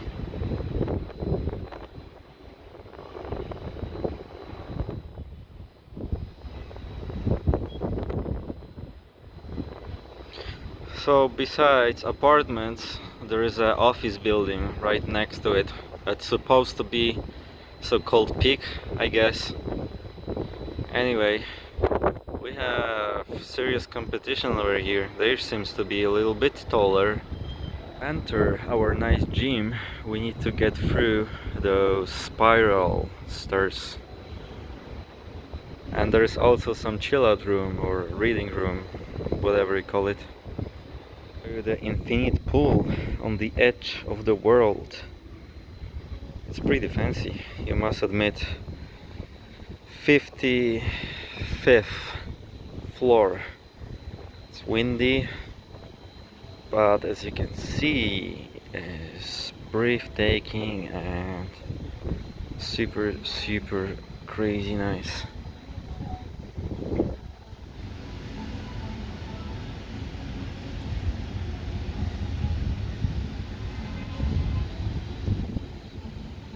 To give you perspective how tall it is, let me show you the edge. Okay, it's not directly on the edge, but well, you can see how tall it is now.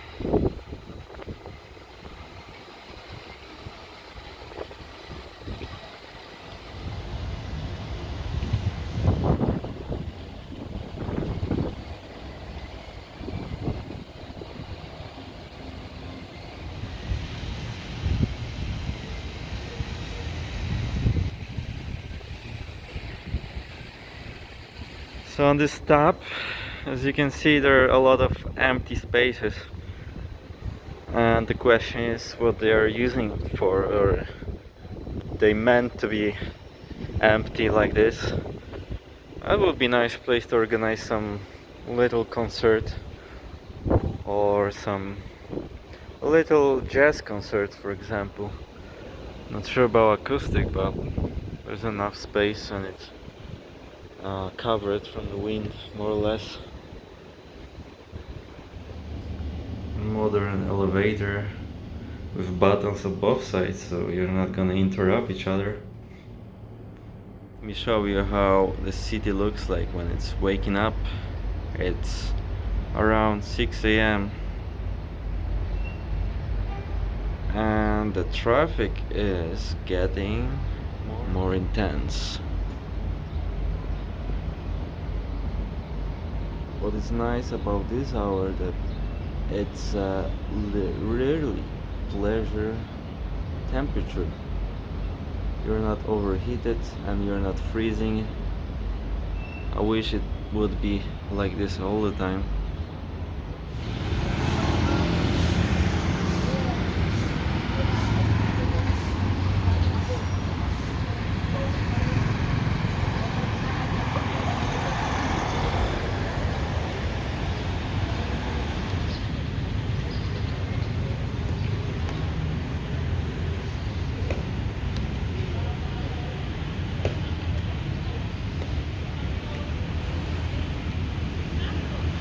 So what can I say?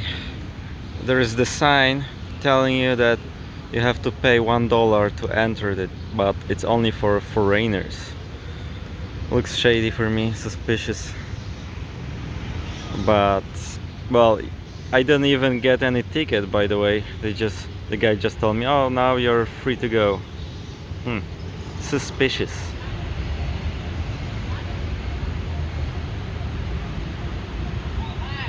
Wat Phnom Daun Penh is one of the most significant temples in Phnom Penh. It is commonly referred to as Wat Phnom and stands as an iconic historical and cultural symbol in the city.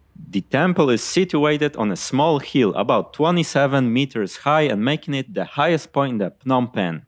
It is located near the Sisoat Key along the banks of the Tonle Sap River.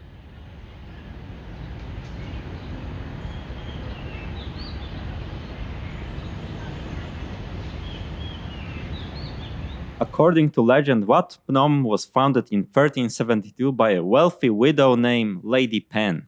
She discovered 4 statues of Buddha inside a koki tree that had washed ashore on the Mekong River. To house the statues, she built a small shrine on the top of the hill. Over time, this evolved into the grand temple that stands today. The city of Phnom Penh, in fact, derives its name from this legend. Phnom means hill, and Penh refers to the lady.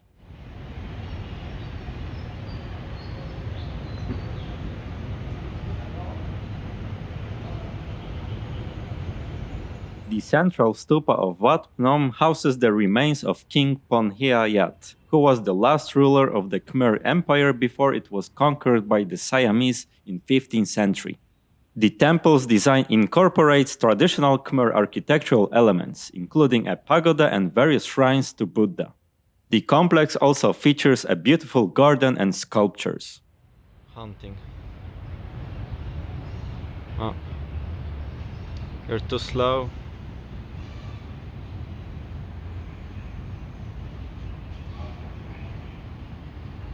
Wat Phnom is both a religious site and a popular tourist attraction. Cambodians often visit the temple to make offerings, pray for good luck, and celebrate festivals like the Cambodian New Year.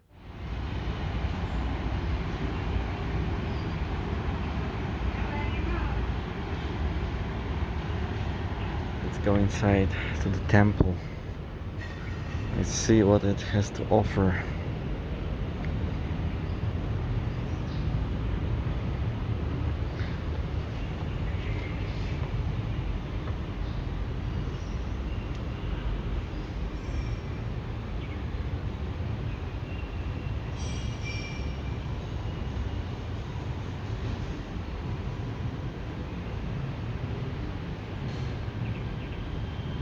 The temple is an active religious site where locals come to worship, especially for prayers of success, fortune, and peace. It is also a focal point for various Cambodian festivals and events.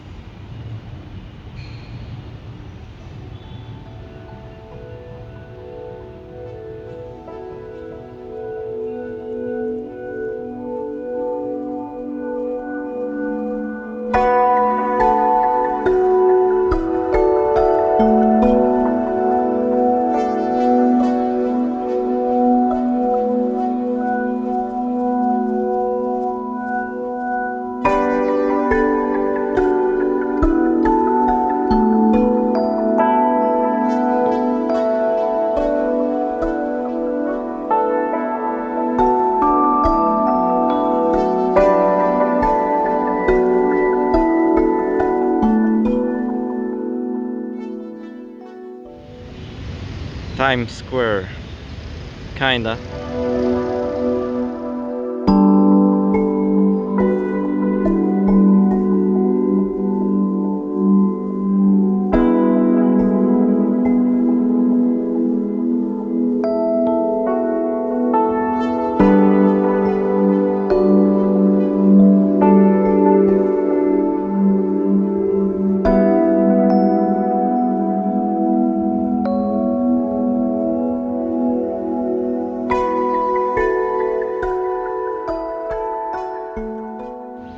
Hello? Come here.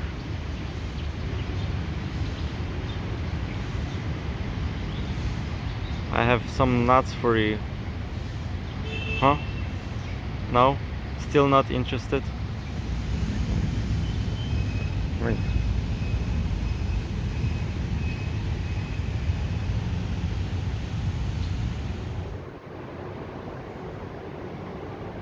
Wat Phnom has a unique tradition involving elephants. For many years, an elephant named Sambo lived near Wat Phnom and became one of the temple's beloved attractions. Visitors, both locals and tourists, could take a ride on Sambo around the temple area. Sambo became a local celebrity, and the sight of the elephant walking through the city streets was iconic for many. Though Sambo has since retired, the tradition of elephants being connected with Wat Phnom adds a memorable and whimsical touch to its history. Maybe I don't understand something, but looks like she's selling a fake deals. Reels? I don't get it. Super weird. Crazy frogs in front of this place.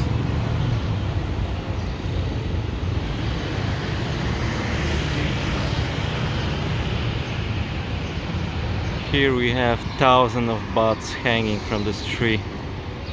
Look at this, it's dark.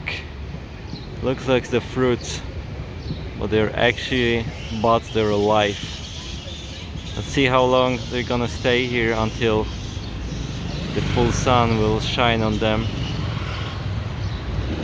$1 coconut from the street. And the tree full of bats. So we will say goodbye to our vehicle.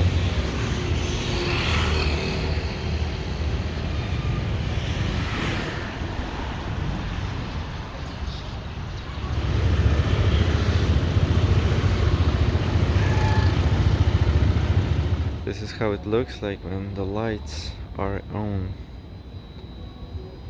Much better.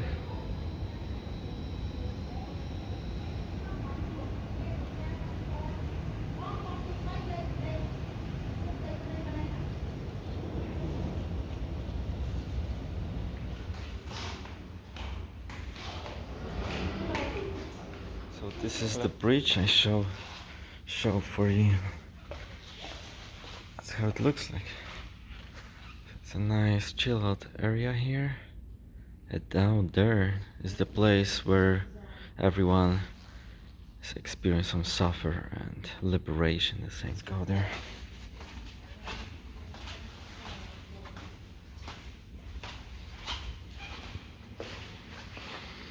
Here we go. Let's hop on the treadmill and let's do our standard distance. We have such a unique view.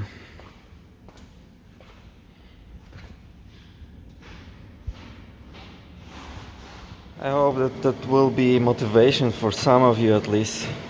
Let's begin our training.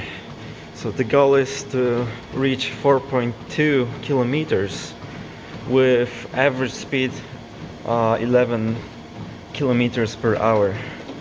Let's try to achieve this goal. All right, we've done it. The time 24 minutes and 8 seconds, and that was 4.20 kilometers. Now it's reset. Screw it. I think my face is the proof of the pain and suffer. It's pretty good considering the fact that I was sleeping only 4 hours. So thumbs up, folks.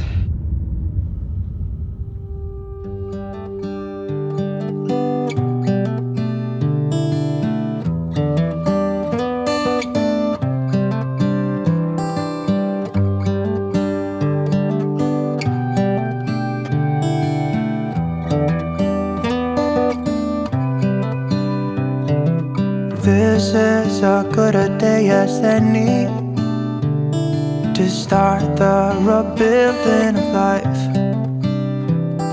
The roads that lay open are many when the old one's gone under the knife. And I can feel